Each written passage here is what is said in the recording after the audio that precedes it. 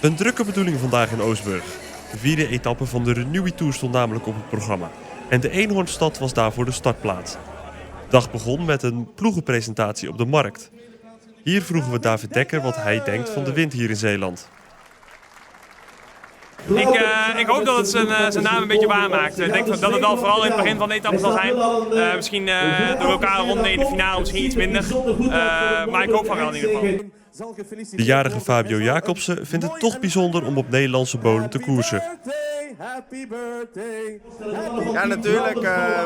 Veel wind, mooi rondje en waarschijnlijk weer een sprint. Dus ik ga hem proberen te mengen. Ja, hoe zie je je eigen kansen vandaag ook met de waaiers die verwacht worden? Ja, lastige dag, maar ik zou het moeten kunnen. Ik denk wel dat Milan en Philips laten zien dat ze echt in vorm zijn. Dus het zal moeilijk worden, maar we gaan het zeker proberen. En het vele publiek komt natuurlijk ook voor Mathieu van der Poel. Die begint aan zijn laatste periode als wereldkampioen. Ik probeer zo te genieten van die laatste week in die WK-toernooi. Het is een fantastisch jaar geweest op de weg. Dus hopelijk kan ik hem verdedigen, maar het zal heel moeilijk worden. De deelname van Van der Poel, die nog een cadeau kreeg van de burgemeester, is vooral ter voorbereiding op het EK en WK. Ja, het is altijd wel goed om terug in het peloton te zitten. Je ziet toch altijd net iets meer af dan op training. Iets makkelijker om kilometers te maken. En morgen is vooral een heel lastige wedstrijd. Dus daar kijk ik wel naar uit. En dan is het tijd voor de start. Om 11:30 vertrokken 152 renners aan de 178 kilometer lange etappe. Met als eerst 3 lokale ronden in en rondom Oostburg. Het vele publiek bleef daar graag op wachten. En het wachten werd beloond.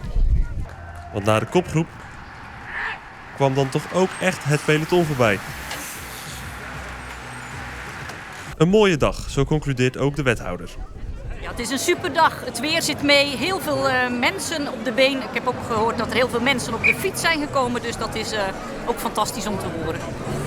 Wat draagt zo'n evenement als vandaag nou bij aan de ambities van de gemeente? Nou, als wethouder met sport in portefeuille hebben we natuurlijk sport hoog in het vaandel staan. En we proberen met verschillende sportevenementen de mensen toch ook aan het sporten te krijgen. En wielrennen vinden wij is een laagdrempelige sport, dus is voor heel veel mensen toegankelijk. Dus vandaar dat we daar ook wat promotie aan willen geven.